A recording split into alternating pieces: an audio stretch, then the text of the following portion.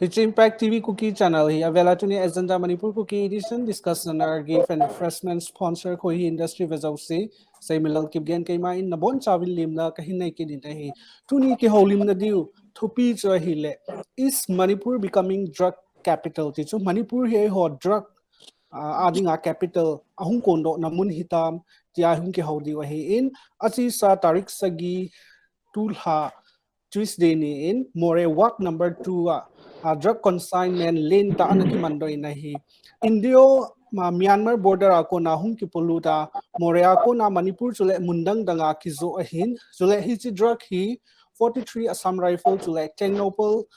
district police combined team hoin mi khat amat do wapat na aban bana hung ki mando ahi chule akimando hi drugs international market agoma crawl zangale gate ahi nahi hitia hi drugs mantam ta akuma ki mando jing chule tu sunga zong masanga sanga tamzo ki mando ki sarkari government in war on drugs campaign to ogon anei hi phachom ta hin a hi wangin tu chanin drugs ho mantam ta ki mando jing na lai hi chi very much serious matter chule topic khat hi tan hi sun tu ni nai ho in hung ki holim na ding wa enjoy kan say bang is Manipur becoming drug capital ti thua hung ki ho na ding wa online na guess ni hung jawin ama sa penin amani chu ta lang na hin nei kating ama sa penin zaum ta pu thang khu chon haukip additional SP law and order Kangpokpi district amazong lim na inavin chule pu hol khumang haukip chief functionary ras rural aid service amazong lim na inavin na he I like haulim na so napan paising oh hitin enjoy jong kahin saita in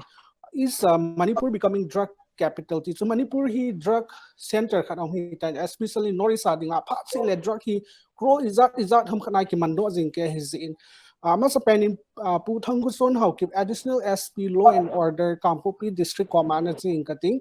multi crore drug ki mando jing hi government in war on drugs program his success hinam this campaign hi bolwan success yam hiloham chule Manipur hi drugs capital hi momong hitam ama sapena pu in nagyal da na hin sai thai Kipamin itabang topic nga holim the nga ISTV Impact TV cookie channel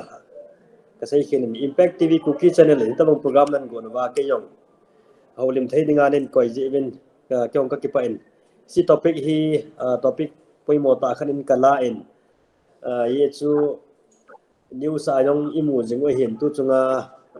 largest consignment in the recent times hin so far in Manipur the consignment hin chat call janga wal ki man ki ti so tammong mong chu hitan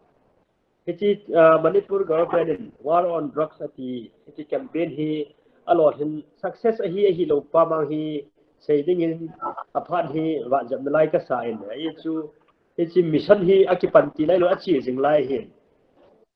bidoi chu ki hung lo lai ti nei hin aya chu tu ni chan gei wang hin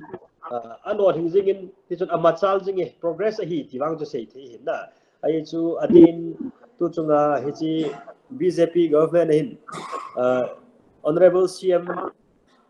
Birin khanga kon hin na sa tain war on drugs hi an GP kum dang danga sang in jong achi sa kum thum kum li tabang sunga hin na sa tain hi tabang drug chung changa campaign ki bol akiman ai lo ale athil sis ki bola apo ho ki man ki ti hi kum dang sanga hi kum som ai lo le kum som nga masang sanga hi hung ki ha mat jap hung ki ha bol jap ti na hin chi chu hi le chun hichi war on drugs hi bachal jingin kum danga sangin rong aki ha bol jinge ti na hin aki ha mat ki ti le chun checking frisking yo hat jame ti na hi yeng hin na ya chu success iti tiang chun result i mayo se ki chai jo nung ko hin dan hin tu chan ge wang chun success som chu ai thona ni le ongoing hi in progressing hi jing ai ti wang chu se thei na me अहिले twin pu how kumang how ki chief functionary RS command team kati ano pu even pu angkuton how ki min ka hin sai ka in ano twin izon sai bang chun drugs ki war on drugs ki campaign bang in ha bol din any host na hi district na hi in block na hi in police so hi in adang dang mo yung kan ha sa alo hi na ai banga aliyaw lang hi setting ha sa bol ni just multi crore ki some town meeting len ki ki ti ha kare de le hi ki kula la lo hi ki mandi pa hi nang lu gel da na hi in di ya na gel la counseling hi lo le सरकारी ki war on drugs की program loan को बोल रहा है effective लो हम government blame दे हम ही लो ले भी हो दी हम कोई भी के क्या ना क्या Ome dunia itu drugs sung changa kenyang phat mang the dengan komjin impact TV chung la ke pa ngin so like tua thu do na ai lo le kêu lim de nga hung ki po do pa hi hi ai wa an kun so pa in loi pan na sei ta in war on drugs chung changa government initiative hi a hoi ma ka sa in chiang le Ebola chu hi chi war on drugs hi hin ipan nau hi hoi ta effective be se lo ham adu effective nam ti dong hi ki do na ding le dinga hoi ta la ta chu a hi in kin khamu danin che Manipur hi tu masang chun 1970s welson golden triangles ti hi min thang le jingin ale tu hin maba na hin hi chalai chu ke ho neu lai da gol han lai chu na sa ta in akiza in ale tu hin tu khang hin nei le hi chu golden triangles bana hi chu Manipur la jong hin na sa ta in hi ho la je nga hin hi ti hin rak sung chang hi hi la wa ang tan hi ho la je nga jong hin tu hin tuy longin along ang long lu tan nei le hi chi a chu government wall on drugs ti hi na sa ta campaign a bol wanga hi effective lo bangin akimui ti ka mu da nei ne aje chu government itabanga a bol wanga hi asunga mi ho jong hi zawa hi zin jong le government to a ha ji le mi vai cha tam ji le jong le business sector la dinga hi sumuna penta ang hi ta zen hi chi wall on drugs ki ti hi nasata agim nai ta hi chi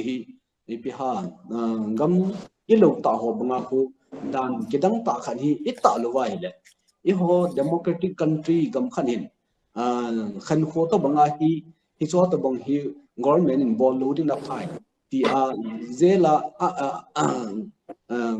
zela khum ding ham a hello le got na pi dham iti wanga hi chi yong hi asu ta ka yo poi ti kham mu da nei nei aji chu mun khana police a hello le army hon an manji le a hen langa mun choma chun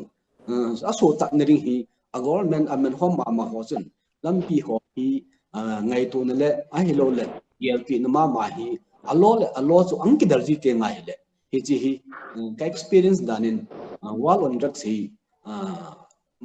mi he mu dang bang chu akimen jing nai a hin la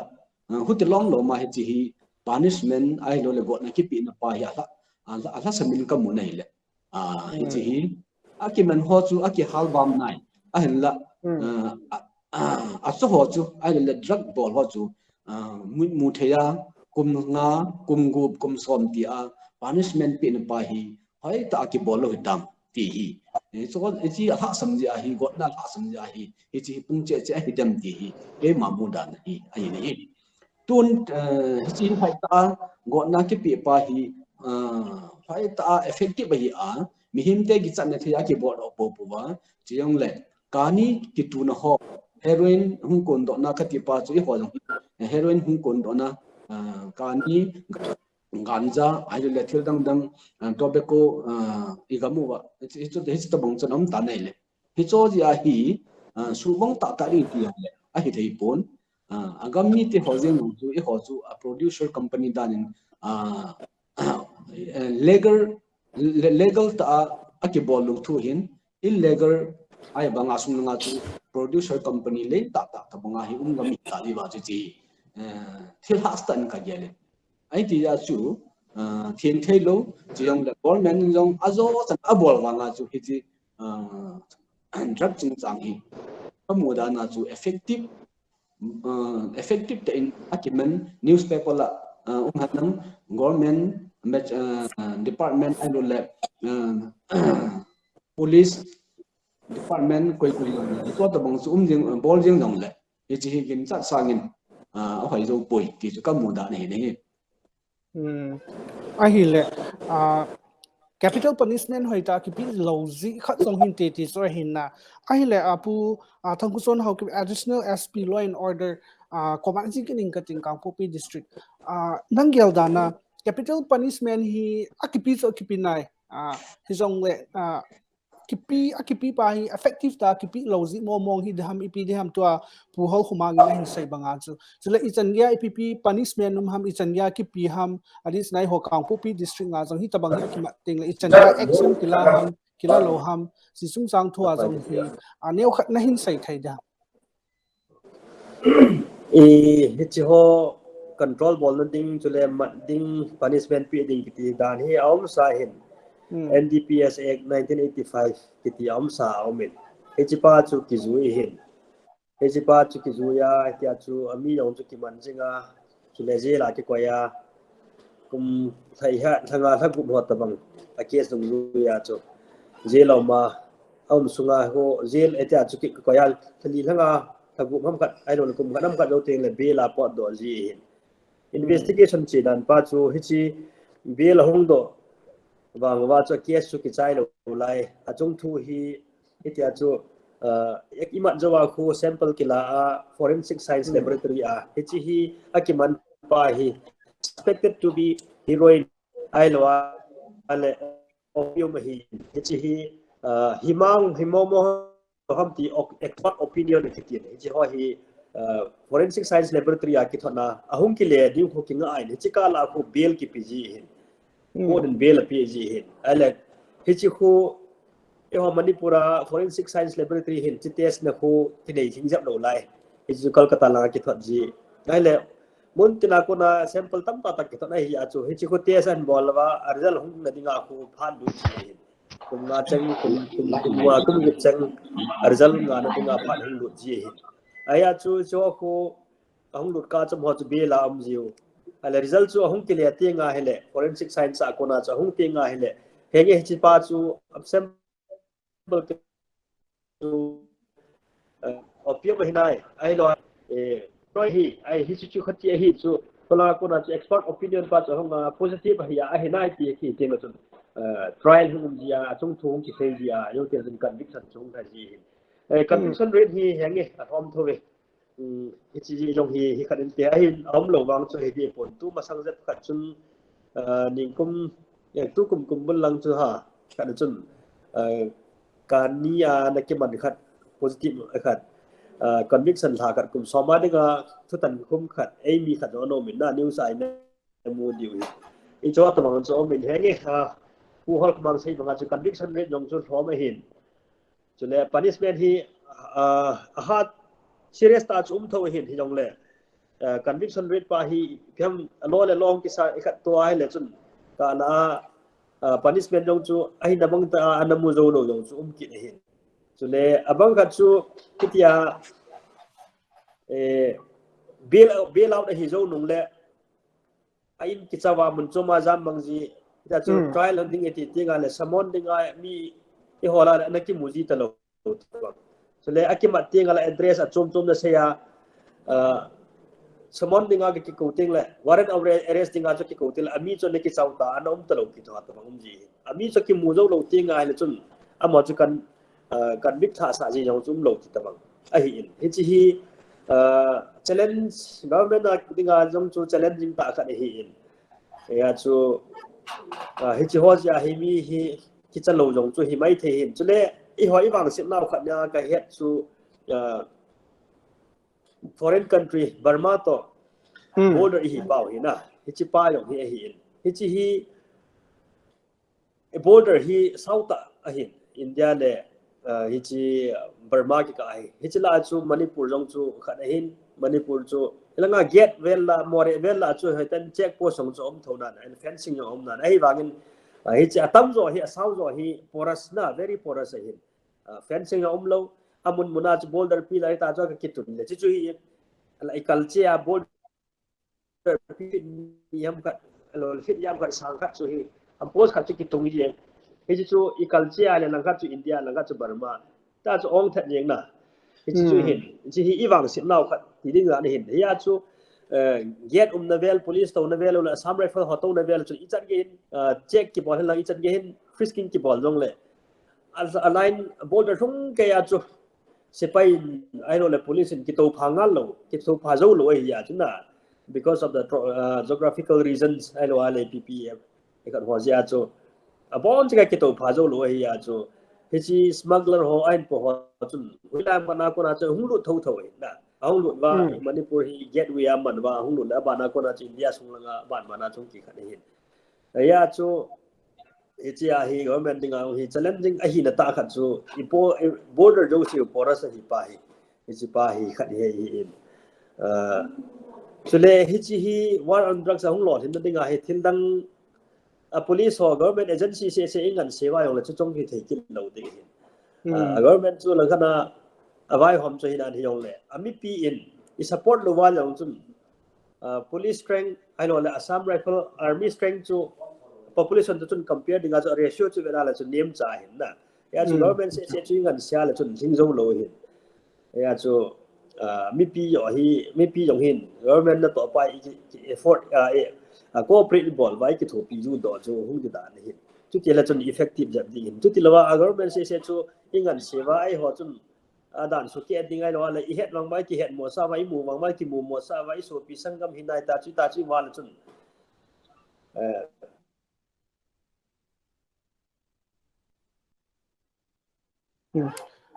due to technical ta zo lo di ai chu population ratio pa chu na na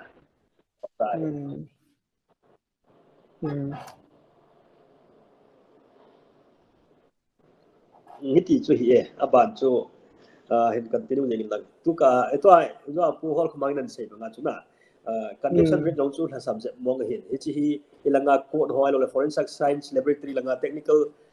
ha subject tem challenges jong chu tho hi government side na ko na chu ai wa nga chu hi ho ji se wang chu ko yo hin quick and easy money ki khat na hi chi dei jal wa chu a phan lo ti jong chu he no ai wa nga chu ai bol tho khat chu hi ai chi dinga wang sun it what effective phong hin thing hin government agency ho se hi lo mi pi jong community jong hi yung participate bol le wang hin effective jab digin kam mo adi ta hi na community ho in full ta iki support to wa di sanai ho organization za ho hin pan ila ole hoiding a he police le force forces and ki zo lo he ti chuna hi la lai chun puhol khumang command chi kin kating border hi ai ho Myanmar se sai point border hi tam ta gamdang o neighboring countries ho to inai sau sau adong hoi a strict hoin is they ho in Indo Myanmar border hi iti dana tu in pu thangku chon hau kim hin se banga a little bit porous ti chu ai khat be set point ti chi ipg hi dem hi chiong hi main reason jong hi kha in ten abiding hi chi border hi government ni ti taute strict ta le ikata vet sui zo lo ham okay in juna hin sai nai ama defect yong chu tam ta me hi jong le bowling ta le chun a ball theo hi na hi chila hin nang lunggel dan ipim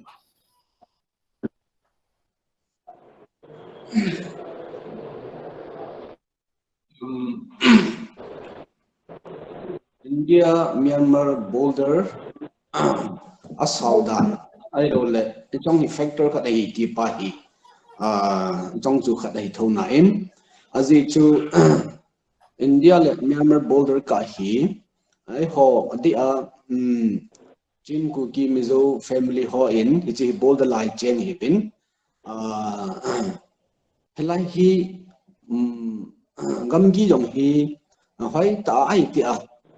kum som ni som thum kum som nga masanga pasa hi hilai hi boulder hi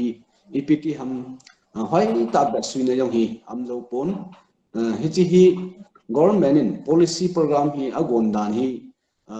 ami hozi a thasiu ham a hello le government of India and government of Manipur hin helai ho hi check ha boarding jang phachom pon te tia agelo ham porous boulder asawa south a hi yong le thu khada su pe ngai le lose control au min cheyong le thing noi mi ho jeng jong am ho dinga chu anup la kal hau anup le hung lu tia hin he chi to banga chu drug ho dinga yong chu drug traffickers ho dinga yong chu helai area ho hi advantage a hello le tham the kisel na thei a hello le lam pe la sim thei direct nga hilaya moria Indio Myanmar relationship get I ta lowa adang dang ho hi asa alanga samtal root ai lo le sa langa ngam ta ta ho hi cho hi na o min hi cho jo se dong hi cho hi lam pi hi root ho hi tam ta min hi cho ko na hi connection hi to and fro thoroughfare am thein pa hi chi trong những kem dòng cái gia đình và bố thông xuân tu sĩ cô nam kem dòng gì các bạn thêm mà riêng thế giờ chú government machinery ho chú mỗi ngành gì ai là mỗi xã những dòng chú chung chú ai bé sẽ bốn thì dòng lệ thế chỉ government hình lai porous border hi lang Bangladesh lang ta banga khu thi langa get mo han bola post khat la ni jong ko wa hi cha chu pillar ho jong chu kichi lo lo le wa hi tai ba ka le India side akal balma ti ho to banga hi aki se le chun overlapping tam tau mai ya chu cho hi hi government hi chu to bang porous border hi ai ta check a bol zo lo priority a pi lo ja hi cho jong hi factor khat hi ti bang so ken jong ka sei nei chu chu ta mi pin jong ai le se hi pon mi pin jong chi mai ta amwa hi ki pa ka sei no ni he cho ja hi drugs ho hi war on drugs prevention of drugs ki ti banga hi pi ha effective ta zo lo government chun mun te na pe ko zo lo hi chu het sa hi cho zu kin no hai ka sai chi ji jong zo affect ka dei ai le pu thong pu chon hau ki command si kin in kating ai le pu enjoy hin sei ta more a chu le amin center hi tai na ki mat do na mun or ama hung kon no chu hi ti ta te ai le hi chu hi lovin more a ko nai ho infal ti ta te infal la hung ki po do ting le hin ai ho checking point ni atama tam cho more a hi ke jong no ho jong na chi jing ke diu ka ta san checking point khu banga strict na khu banga ki vesuila hung ki po do thai kin hi chi hi ipg hi dem anh do anh say bằng chu like checking point khát lên như sẽ hi poi hung lệ một tên này check strict ta amin na bola ai lại hi xin chung số này chỉ hung kịp bộ thay dòng hi ipg hi đam na lung gel dan la ipg me ipg de ha ka boina hi lo le hi chlai hi whole khát ông mình hi chỉ ipg pin hin te tia na gela hoi ta checkpoint chu more apana phai chan ge chu tam tom nan ai wangin hoi ta ki check iti na chun khoding tha bi kho hi yeng hin hoi ta ki check na mun chu chiti lawa ko adanga ko station tam tom wanga hoi ta chu gari lo si chu ki phir tha ki check lo lo hin na ai chu gari volume ho atama tamin to lockdown ja bo chu gari thaman hom thu hin na tun thaman hong ke hong ki tan gari kho atama tam hin ai le agari lo si yong chu ai chỉ thiếu bút chỉ đi là vậy, ai chú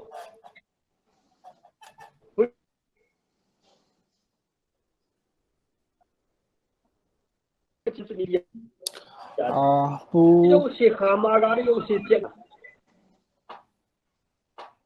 network ki su lo khat jong hi in tin o ki za tap we yêu si chu technical error I mean hung chi pai kin ka ting I kazai za cho na cho I kazai hin continue po kan se ke hin sai ke tam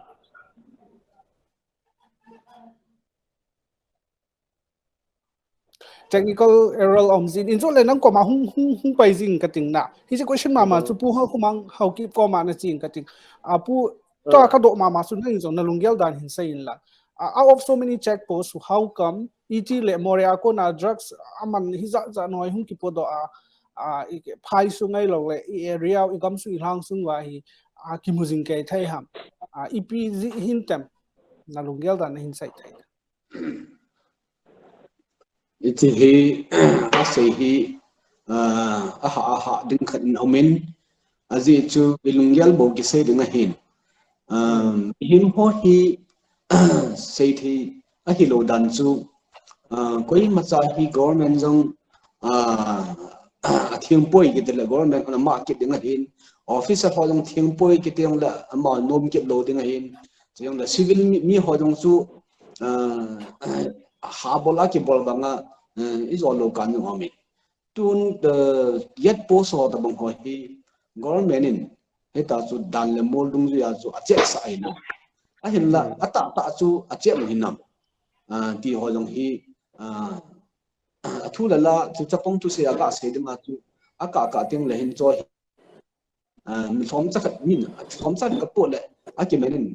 tam ka po le ki men poi ikra na chong hi mi kha chung lo hi tam ta po le a ki men poi ite a kin tham cha ka po le ki men ham ki yong hi a ki men hwa ko na feedback yong ki da hi nei chi chu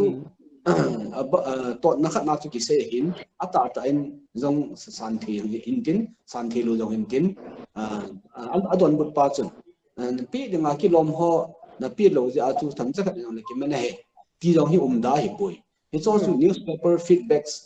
jokes kalama yong hi he cho to mo se ge lai le chun tam ta pu do pa bo chu pu ho chu ki men lo a lom cha khat pu ho chu government officer ho to chun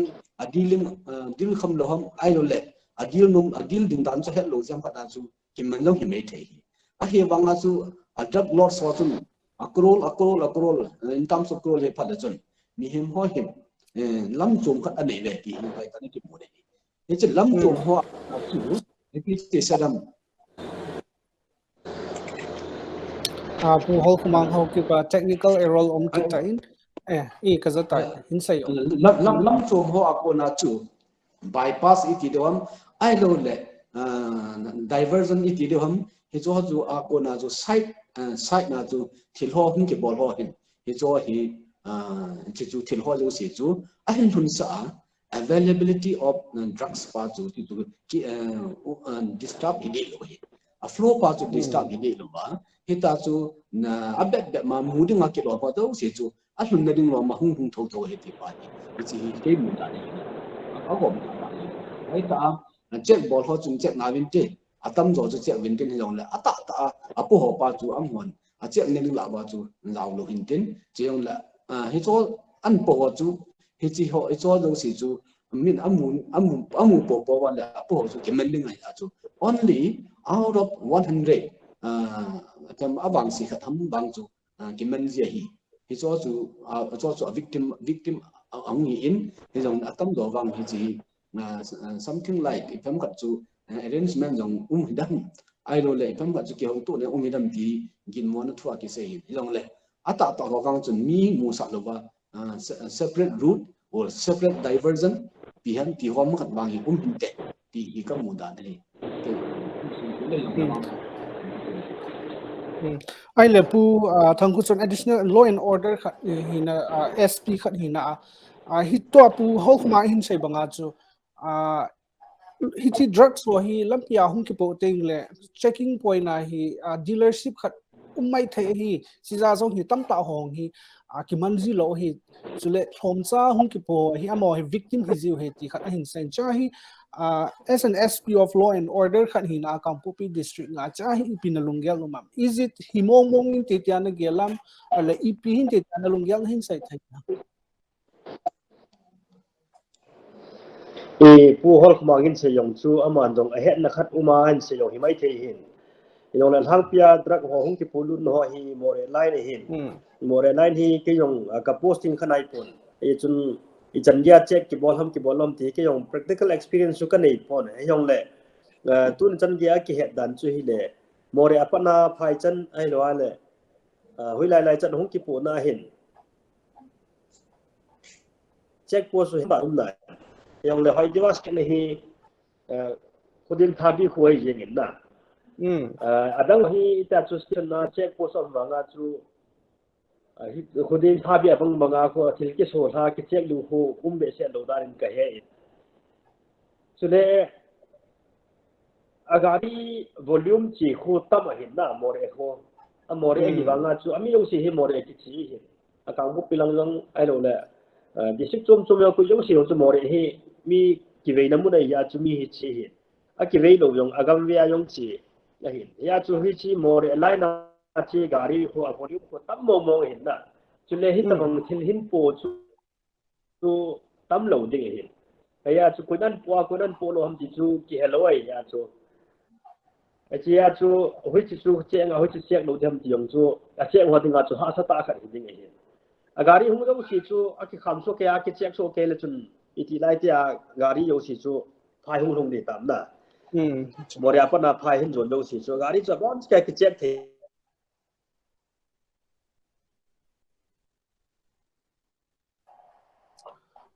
network ki su lo ji song hi tin ta ba hin po chu am dan chu ja khan la khat to ni to du ni mai the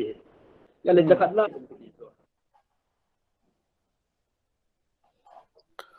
bu thong ko son how keep network hi ne khat ki su lo hi tin viewers fan ni he them di ti chui ga se oi in tin ai le injul le hung pai kin ka ting atun pu ho khmang how keep command ching ka ting ai le pu try drugs si ani hoi ngo diu ham azo hoi ngo diu ham ani ho hin ne a hui hayo le phadi ham ai lo le azo ho hin azo hayo le ani ho hi phadi ham aslai na lungel na hin sai thai de ham aji so ani ni ai ho society a dis na dang sai da ta kuki society on drugs ne hi tamai tam number 4 hi in kani hi in opium hi in tam ta hi chi lo chang hong hi tap ta ani ne ipung che tawin hi chi hi azo ho i ngo diu ham ani ho i ngo diu ham chlai na lungel hin sai thai da chi lo ane ai le ane lo ti pa hi ipiam khat tabang cho hita in adam lo gen lo ne le adam ti tabanga hi chi lo ni ho jong hin lo ki ane lo le dam ki lo ai li ai hiten ni ki ga hi unavoidable ai le tham khat a hoi mo ti pa cho ngi ta hi chun tu hin drug hi sumong ding ke ti han dang hile it's a market demands tile mi khat chun von angai chat ja chu thile ke cho song ko to ka ke cho banga chu tu le to hi drug ni ho long hen am lo vai le am ha ke pe liu jing ke pe jing wei ya chu a ho amu lo vai le ke thelo it's cho hi ten chu le chun pi tam tele a thi sang wa ti a am ha jing lo ba anu la pa te jing jong ama wanga so hol pi jing ti ni ke ma experience tam ta me ni hi chi pa hi ai ni chun a sei ha le jing in a cho hon jong hi chi hi am lo ba le hi thelo a zo hon jong a cho ho ja a zu ke doi da chu a pu le a cha ti bang nang do ke nin hi a chu a sei ha ka ho le jing in a hin la ai pi chu jong le mi him chu lo le ai ne lo wa jong bule me ne wa ki dam ma ki hinga hi ai ti ya chu lo hi dam na din na le sa ki ne pa so ma hi in to a drug ki ti thi na pa wa ni le hi chi hai ta su mang the hi ti hi him do si ta sana je en lo ita sana ya chu hi chu wang hi phai ta ki khama a ki kham lo wa le hi chi am lo wa le ani ho jong chun kang in alternative source ki bol din adang nang ne din lola aim control din rehab center la arrangement chom bol din ne din dam di wahi hija chu drug ki de pa hi thine thei mane thei ke kap na ho phalo ho zo se hi kham the ho zo se hi so hi go no ma hin khunu na thei da ho zo se hi so hi it is epi substance jong le drug chung chang wang hi ji a ki kham po bai le anne ho jong ki sumong thei ding hi te pa hi tawang ka ta san ne hi a hi le pu thong son ho ki command ji ki ning ka law and order tu na hi jin additional SP law and order Kangpopi district khan hi na nang lunggel dana di taute hi chi drug business hi drug business ai lo hi chi drug karbar ki bol hi nang lunggel dana iti ki bol han lang le ki kham tan thai dam na lunggel dana hin sai thai dam enjoy se hot chun hung ki mat so ke hin na thang pi a hi ichi hi a koi le quick and easy money ichi pa hi I dei jeu ti de hin bible chun ul salong in na tong in lang ki vai le ti hin na ul salong lo ba a bai lam lama quick and easy money bai lam ta house do ding bai lam ta in chen ni hi ngai to jal wa hi shortcut lam pi ji hol wa le hi chi drug yong hi shortcut lam pi hoi ta khat chu le hi kha hi adeni chen now hi inja sei bangwa to international border pakinai chai a hi le ain polu na dinga yong chu bai lam cha ai le hin polu na dinga yong chu alam pi yong chu anom ai ka ti chu fencing hung ke ki bol ngai ai lo ya chu hi lam khona chi hu yong le police ho ai lo se pai ho pel to le le ai hu yong hin polu na thei ai polu na le chun aman no chu ki yong ki lo ai wa chu aman no tam kit hi chi ya la hi asum ve lu pa za la chu athil hi bo lo hin ase tiong I he no I ho I be utong ki to poi tiong I he no hi chi bo la le hin thin phalo hi aga yong phalo ane ho ding ayong phalo ai lo ale a kui ding ayong phalo hi tiong chi he so ke yo ai wa ngai la ga asum value ding asum value pa chi vet no le chu thom cha khana yong chu alak lak ki pothe ga thei hi ta bang chu a hi ya chu hi chi asum dei cha na pa ja la chi bol wa le hen nom le no bonum lo sa yong chu mi na bo lai ta chu in chen ding nei ya cha bo lo hin hi chi I mindset pau hi ki khal do ka bang chu da ni ya dum hen lang government in chan gen pan la yong le ami pi participation lo wa bang chu lo hin zo ta din ka jing cha pon ai chu la ka sei banga chu police se pai ratio population ratio to alanga mihim public population ratio pa hi vet ka le chun mihim mi tham sang khala police khat jong hi thing zo lo hin na he ya chu ni pi public community participation be ya chu a police ho se chu ngan se wa le chun I lo hin ta yo lo di wi he ya chu ni pi so cs ho yong pan la ngai na chi da hin house ho yong pan la ngai in pi ho yong ai lo la ke so hen la any cs ho yong pan la ngai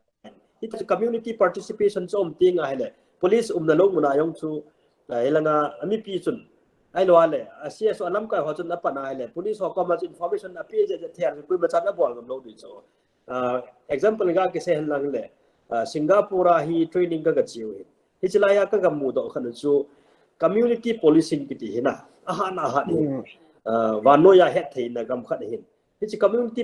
policing ti pi ti ham ti hele a community amiham chun police na to ato ti na hin police na to chi ti to ham ti le police ho mit le ana kola hi pang hin na police ho mu lo cho mo na mu wa le police report apeu police ho za lo cho mo na za wa le police ko ma report apeu le a ya chu gu cha yong chum thei lo cho ai gu cha chu khat o ma le chun a police mu hi yong le a cha mi tham ho chun ami pi chun ama jeng police ko ma pi do ai lo le thil se bol khat chu ma le a koi chun ayong le amu mu chun police ko ma chu report api je le koi ma cha gu cha ngam lo ye chun gu cha ho yong ki mat ding chu ki cha so ke hin na thil gu cha ke sai ki mat ding chu koi ma thonom lo na gu wang wa chu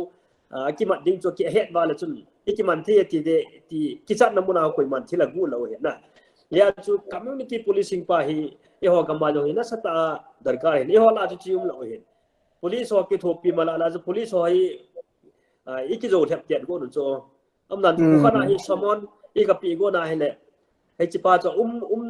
ama chu hai cho ai wanga police hong ye ti na chun poi ki ti pi ki na ama jo police ama le ki sel a khumi hon jong police ama le chun ga hu ki police no ma na ama na le lo ka mam ding hin yi chun hu te na chu ma nga chu poi ki ti ki na ai lo le wa no re si so ya mi ma de ti ai le police hong ta ya chu police ki thopi mala lo chu police ho ti zo wa mun so mai sol do ti tong na hi cho chu hi ya chu police ho hi mi pi public in iki thopi wa public in jong thil se ki ti chu I do dal wa police ho na to chu cooperate bol wa government na to chu cooperate bol ting le wa chu I hu effective di hu ma sal ding chu ti lo lai ya police ho choma email ma dan mai mu ma ai ho choma yum ba le chun chi wang chu lo hin ta om ding ka ging cha pon ai chu tu lai di hi ve na len police ki tial chun e ho hen mei ho sol cha da na ki yal chu police secretary lo mei thei Manipur government sol cha Manipur government chu e ho ki hi sa lo mei thei ho ada na ki gel na ya chi gam sung ba police sum ho yong ho mei thon e ho control dingan sol ta bangai gel na masang la ya British ten India anato pha lai ba British sipai ho mei thon India mi ten British sipai ho anamu dan pa wa ko event no cho e ho thing ham yo e bi ho di na police secretary mei tho sol cha mei tho na tong mei tho til tol da mei tho sol cha chi mu he ya chu police secretary le hon cooperation ki pinom lo na igam sungwa kha to commando in mi phalo ong hol dong le commando in muwa le jun iti sanu phul jeng na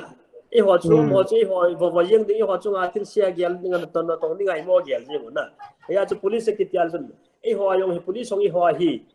e ho yong se ki vai ko ki tu de nga e ho be su yam hin e ki so pi de hi ti pat ta sa nga ko police ho chu ki so me na e ho chu chum la nga ki mu police ong nga le e ho chu i bo yeng ning i man jeng ning ai lo le chum lang khana i perception pau hi di lo hin na perception towards government and perception towards police ya chu police cooperate bol nom lo til se bol khat jong chu police in ki mu zo lo i mu lo khat chu khosong mi na he ai banga police sei cooperate bol nom lo chu police ka ma chin pi do nom lo na hi cho ta bang job lai sa bang chu cái tập bằng thiên sẽ bỏ hoa yong chú mặt bỏ chú hạ sai đấy, chứ mình ở gu gala bỏ hi na chung cho na chú hi hòn rồi police có mà hi chi khui ama khui chi ti ama khui thil phalo bỏ chú ta hi sei do kin dong lo chú na chú ti mà là chú police song là cái xe luôn thế ra mong kim mà đó là làm qua rồi hi vậy na hi police hỏi ít xét lao rồi đi hin hết hi chỉ là hi chỉ bao giờ mình đó bao về ai lo là hi chỉ khát tiệt thì chúng đi hin hi chú public cooperation ma hina sa tanang sa Singapore example pi banga chu community policing pa he ken rong hoi lai la chi na mun ho he ka thang sab jing khat su he mi pi in police support teng ma le koi man thil se bol ngam ta lo ding na ai thil se ki bol ho chu report chet wa ki ma do chet kal si le ko am thil se bol nom ding na e chi khat su he ya chu community policing he ho la na ngai sa ai ti ka ga sei no me community policing ti chu society ami pi ho zo sin pan la homa law and order ana tong hoi ki thopi ding he ti so hin a hi le pu ho khumang ho ki kon sikin in kating ai ho masang lai chu na hi lo tun jong wang ka ha za jong ka za tapon na hon he du ham wang su ka he poi nei ho ilhang su ngo igam su ngo hi lo le khosunga ani sa ban ti hong yum vin chule adang dang hi chi vesui yong hi mi ina thauzi vin ale ama ho participation hi ijan ya effective di ham ama ho hi ijan ya panala ule khusung veng sungai lo area hi chi drug free ho hi lo le drug free block ai lo le drug free district hi thai de ham community participation iti ding ji wa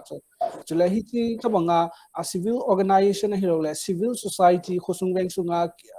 ho hin participation hi ijan ngai lao le han hu phachom ni ham chule tong hi ham lo ham chaw na lungyal na hin sai thai da apale zingin je community policing policy hi phaya ta khat chu a hin ku thung chon an sei tain iche ban chun to civil society kon langa hitabanga panla khom na the organization ai pressure group ham a hello le ni e hon manipula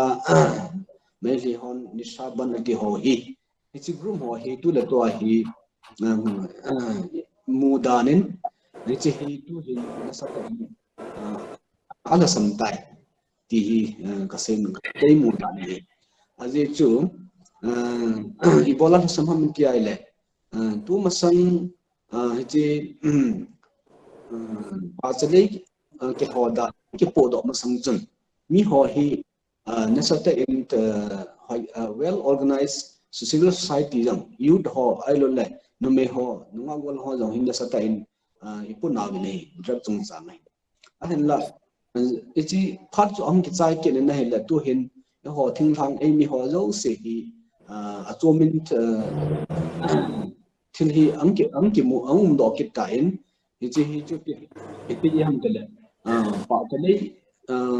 so apo na hi morality pa hi down dan kamu hin itu was hin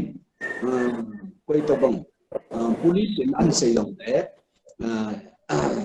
adoda lapan do di hi mi hi atau do kamu ini itu public to government and law enforcing agencies police or narcotics department his own biam khat district administrative his own itu lah nasata in cooperation pe thading hi NGO fa khat khadani aging do hamin news dunga yang public media dunga ahin ven sunga ahilo le thang sunga ahilo le ko hem wai chu hitu in agin dan hi na sata in aso sanglo ta boy ti hi ke mu dan amin hi azi chu mera pai bi ho valley a e hon ko te me lek te ho nei le hi so hi na sata in amo hin society ama society a community based a hi ja chu mai le hon amo ho ke ho sa win ai ho ade da ai ho ku kite hi ai ho le ho ke ho sa na diu pa hi chi emo yun ho yut klam ho a chok do ngai yin chi yut klam ho hi chi hi a ko hi chi hi i sei vai bol vai le i chang ngam khana hi tha chung ding ka mu ni a en la hi che pa chu yut klam ho hi tu hin na sata in football lang ai le volleyball lang khat games and sports lang a chu ni in na sana be a en la i che drug lang hin na sata in hi chi hi khuti dang hi khaten ti hi a strategy pa hi le akon me pa hi tu ni chang le hi mu the ya hi ilang ko lai be jong le government to ke tho a hi chi pan community pa hi dung na chim ta do pa hi tu chen ge ka mu da ni cha la sam de ti hi ka se no men iti jun jong la to wa pu thang chon an se banga chu an se ta in government commando ho ai le government police ho hi cho hi hon to hin hi ho hi gap zo hi nei police ho zo hin cho hi drug lang hai an se le alang khala iti pon tham ti pa zo hin hi ho hin chang pong ki wo bin cheng le ho hin economy lang background lang zo hin economy background ai lo lai tham khat lang hin mi ho hin sum ko ve na lam panga hi mangda na i ki pan hin chi ite ni ki ka long hin na sa ta gap din ta ka mo hin cheng le law enforcing agencies police ho narcotic ho cooperation pe sa nga chu am ho to hin ke mai to a lo pam khat na hi din khom lo din ki lang zo hin aum thim ta nei le chi te ni ke ka do hi a gap men chong le public in zong police ta san ta pon trust deficit am ta in ke in mona am ta in chong le police in zong fa ta ka bon le to le public ho hin chi ane thelo ala thelo ta ka mu nei le ite ni ke ka do hi i lo phang ti bang chu a solution pa chu mi lo sin a hen ai bang tu le to hi hen sa chu hi chi hi attention pa hi gam sung mi vai so ho en hi chi ta bong drug hi economy din do na thei economy lam panga hi sum ko ven lam panga hi mi hwa tam zo hin kana la pha na hi chong hi lai ten ni ka hi na sa ta in asai pathin tu sei panjang pulpi na azo zo ta lo jong le pressure group ho jong youth ho jong hu do thei ta lo hi ten ni ka hi alu hol hi agian hi alil he tai ti hi ka mu da nei hi chi chung chang na hi koi sei jong le hi chi hi a ki chi che bang chu a solution ti bang hi chi mi pi ho hi pom thei to ka wa hi police on lo ding government enforcement agencies atang dang lo hi awang se phot ding dan na im tam ti hi ei mu da na hi ti chu chom chakhat na lai ka chu ba se hin ajo ting le se le ti se ti am lai khi bao mình na pha zo han ni to po win chun a chom lam lamin pu thang ku son ho ki ko man sing ka tinga hi la pu chu chu adinga za dong hong su sai da taw te ho ku ki society ai ku ki te la zong hi chi drug a ki ve zong hi tam win izai in sai wang win poppy plantation zong hi ha bol win chi zong hi tam ta evolve win na hi ji hi thil phalo ta khat hi in a ji chu upcoming generation hi ai ho lai ho ni ki man sa o hi na chong hi war khat hi mấy thằng kia cho cái thắt sang ngày chỉ cho hi inam igamo society hi man na dinga piti da weapon hoi ta khara hin ai le ai ho cookie society tel ko ma dinga ipi na sai no ma chai na kya hi chi drugs tua abol ho hi han lang ahin bol ki go ho hi zong le ipi vai ha na nei no chule anne khang tha ho ko ma zong ipi na sei no mam vai ha na ding a chai ne ke chong chan hin sei pi pu thang ku zon how kip chun technical erosion za lo hin tin pu ho khumang to ka hin do thu do chu a chai ne ke ya ipi vai ha na nei no mam hin sei pi thai dio này chỉ hi ajo jong ne ka cho kan tang jap time poppy plantation kani al la pa chale tu ki te pa hi yo ho ku ki te adi ngai chỉ hi aboya boyum ta khat wang chu ai tai ti hi mi yo sin amu in a hi wanga hi chi hi ipiti heldam ti pa hi alternative arrangement pa hi government jong hai ta piyong thei po in chong le fast money gang ta ho the na hin gang ta jib la kal kum hat ka dunga jong jib la kal chona thei kum hat ka dong in mun to lam do na thei business achoma chom pe na ho sat nai je chun che hi a sei dong ha satan a gial dan ha sa in che jong le lam dan ta ai che hi ke khial nam lo wa le che ba hi thil a hilo a hoi lo in sa e ho hin hai ta ke pom pau hi chi hi ku kin nam ma ding ai chi na sa ta phat khat ding le tu le tun ho le jong le hen next generation na ding hi chi hi na sa ta e bu ne du din mun choi ka ni tu ma sang ni hon ni ma cha cho yong bol lu vin jong a ho jong ki semen le kha thim jong ki semen sum jong pa yo inei mo pu be a hin la e chi in bol ke ta sa hi e ho hin chi da la thai loading bai mang thai loading le chi kol sa khe ding tam nga e chi e ki tu cha khe ba chi boi pa hi kunung khoma le kunung teng la ba e cha te ta e naw te tu te ho ding nga hi chi ki dang ta la sam nang in ken chang le e minu jong hi chi hin mi ho hin na sa ta an mu ne ma e dignity of life jong hi chwa ko na na sa ta hu nim thading nam tan tu da tu wang ka ti pon kunung nga ding nga hi chi hi a hoi lo hi cha te tu te nga hi nge la e pi lo le tu a hi be khat nga ding ham ai le kang kang nga ding kum ni kum thum sunga hi chi agan na thei chana a the pi ding a le chi khela bowling ti pa hi government ko ma pressure ball the bowling tin a hi the lawang ju ni chi nga loi na phai ti ke ma mu da nei bu thang chu pu thang song ko man chi ki enjoy ka hin sei bangin tu drugs ne ho drugs zo ho chule ai ho cookie society ati taw te chule police ai ho law enforcing a zaw dang ho na heaven asai na ke iti na hon jong pan ton la na ban wa pan iti na la wa phadi ham chule tu anne ho azo ho hi na bol ho ko ma jong ipi vai ha na ti taw te na achai na ipi na sei no mam chom chan hin sei pi bo ki pa men na za thei ta ka zai enjoy chu kan don pu ni hin nang le da thei be se lo hin tin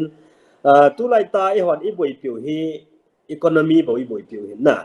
in chen lo chen sim ding housing bo hi boi piu hin a hin hi chi housing in chen di ngai tu na wa hi chi sanga apoi mo jo chu mi he bin kho hi poi mo jo hi pathianin jong athil sim la man du pe na sim mi him chu thil sim si sunga yong bai hom ninga pathianin mi he me sim hin che thagau nei chu mi him ti hin mi him hin kho khat thagau khat sanga wanoi pum pi sanga thagau khat aman tam joi ti hi pathian thu si ho ko na sei na yo izau hin bible ayom ti mu hin na ya chu ami him pa jo hi boi pi deu hin in chen chu ami chu ki su ami chu mi do tinga le in chen nong chu alam pi chum ding hin e ho hin ilam ho ne le go zat ilam wa in chen ding tam ta ngai to ho hi i cho lu si hi i cha teo i nau teo nin a lu device mu so na ai wa hi chi sim na lam wa chi cha teo hi tam ta hin an ne wa don wa se ga mu ta cho ai le nei le go i hon in chen ding a kuma ilam ho hi building is hava zip le kari cho ho hi ago loading i cha teo chu ahong mi lo wa le e hon kum som ni lo cho mon kum khat ka avi chai tiu so chu le thu sim jo cho na kum khat phat ma sang la cho lam ka langa ko koi ta chu drug na bola ana in chengo ai wanga ain sunga in cheng ding ho chu ai nai ga chela a cheng ding mi um talo te si pi le te si pu to te chapang khalen ni cái là khang tham mi tâm tâm tận thì cho tôi sim tâm tâm mà chỗ nè hi cho tôi bằng chỗ the future rồi hiện nè bây giờ chú in chen ding chú hi chỉ khel khel chú cái bảo hi yong lệ in chen thấy ding lâm pi chú legal means tâm tâm mà chỗ nè bây giờ chú quick and easy means pa khel khel chú relevant achi sounding lasting ding pa chú le mi hebin kho isate now te inam tong khalo du pa white business tâm tâm mà chỗ i kam sungwa kon le vai dukan bol ho jong si hi hon jong i bol thiu chu na hi cho jong si jong hi amon black abol lo wai ho sanga i kam sungwa business jong si amon to pa chu thing hang ko chong ge ai chia yong le dukan bol ko kol ho le me thio hi chu i cho jong ko i hon i la pi thiu chu na i cho ko i hon i bol wa amon bol lo i bol thiu chu ya chu clean business tâm to min ki wa thina ding in chen the thading ai lo là rất chung thiêu thì tâm tọ mình government department à con à trong là thì mình phát chung pi theo tâm tọ mình khát đi yang chút cái họ cán bộ district police à yung các bộ luật cho hi government department họ trong si forest department trong horticulture trong social welfare trong cho le sericulture trong fishery trong department tâm tại các cổ quan vậy tâm bằng alternative ông thấy tiếng hầm hay chỉ popi thua akal ekan meeting kan ei hin ta ka ko wala am ho jong chun hi ta bang bang omi chi chu bang omi hi chi khati omen chi chu apply bola agam in ya gam thil bol thile ding chu in ya le chun hi chi ta bang omi ti tam ta ma chu e ho chun chi ho office langa de la chi so boi pi sa nga chu hi chi quick and easy means pa chu hi chi pa chu mai to na lamba he hi cha hi phau hi pu hol khmang sei banga chu min noi min set wal to chu na drug ke ti na chun e ho to hin pangal te masanga chu pangal te bong ni ya to ai pangal te to ho to ni ki ba to so amo sang sang ki man no hi tam zo tam na newspaper hi se ma le ai manipur song ki lo agam pa ma yong hi nagaland lang ai wala assam lang silong lang ge hi ki mat to so na ya chi ge la le nam pi ding a yong som phalai ji chu silong a chu ai mi ho chu in bhara pi lo ding ti chan ge de sei to so ku ki hi a le chu in bhara pi lo ding ti chan ge nom ta so ai cho bang chu za chan no ma chu le chu goti la dung yang ko manipur lang ku ki hila chun ikam ko nami ne jeng ti din muna li wai tan na khan ni da la nam bum piao ki min se tan ya chu number 1 ai sei no chu khunung ding hi tu pha chom cha ding ve po tin na asau the ding a chi sau ding ko long term in ve with it hi chi number 1 i ho to yong ki to lo hin abanin quick and easy means khel chum hi yong le means dang tam to me alternative tam to me na i ho di ki hol do di hin hi chun clean business tam to min so yong bol ding ngai to tin chune i cha te hin khoi in nei gao hi nga zo se hi i cha te di wai sim hi jin i cha te hin kho ba do cho sim do ma sao tin i chu tian lang le i cha te cho mi do tiang wa le chun ya lam pi chu amon an ki hol do tho tho chu ti lo wa le chun nei le go tam ta spai yong le i cha te chu ami do lo wa le chun in nei go i lam do yo chiu cho mon a chai hiel dio thakat kum ni ka a chai yeng dio na ye chun chi a phalo ki cho phalo hi yeng hen leisit ki vai pona a ching pen chu scientist or researcher ho anal officer ho missing mi thim hon a khol gil wa chi hi a phan che phapoi ta hi ana khol do dung zui wa chu a phalo ho si chu hi cho do chi a phapoi ti wa hi cho do dal ding a chu narcotic drugs and psychotropic substances act 1985 ta hi ek no hena sem mai ta na ya chu government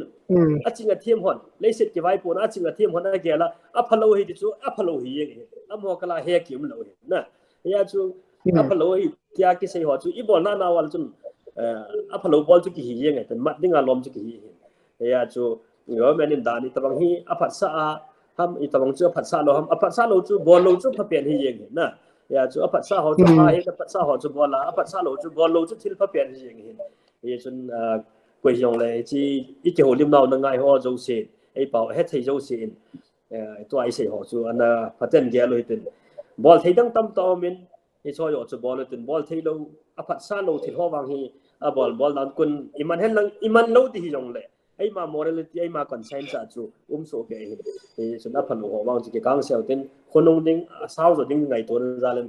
đàn nên phần họ hay ball tao tiền thì vàng cái gã sẽ nó mấy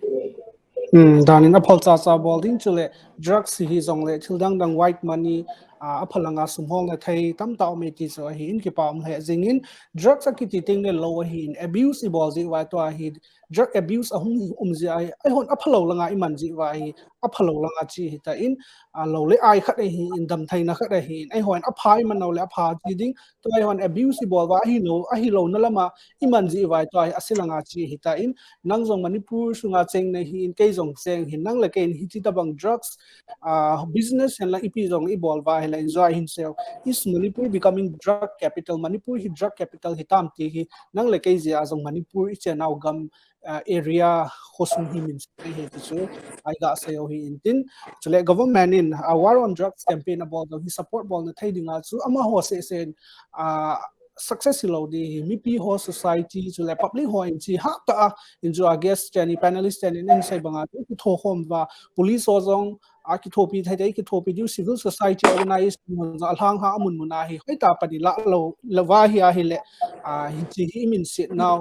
igam sungo ilhang sungo hi min se ding he ti chu iga seo hi in tin gei lo la hin tu a panin pan hoi ta ilau hi tin a phalam be hi tin hi drugs in no to drugs ti pan tau ti iga seo hin tin ki pam le jing chu le agenda manipur cookie edition discussion ar hi online a ki bozi in tam zo hi so ho hi aungkil ha ting le voice error o ki za lo hi lo le aneu neum zi in reverse one zong ni he thim pi diu he ti chu avela ka hin sai hin tin ki pam he jing in tunia ding in agenda manipur cookie edition discussion ar hi chan hin ka hin sai chu le tunia panelist and izong na chung se hona ki pa thu ka hin phongin a he hi tuni program event na wai phatchom pi na ho impact tv cookie channel official website a comment le feedback ni hin pi thayo hi na comment le feedback ngau kana vet wa kana nga jing diwa hi tunia ding in hi chan hin ka hin sai mun tina ve zo si na bon chawin mangpha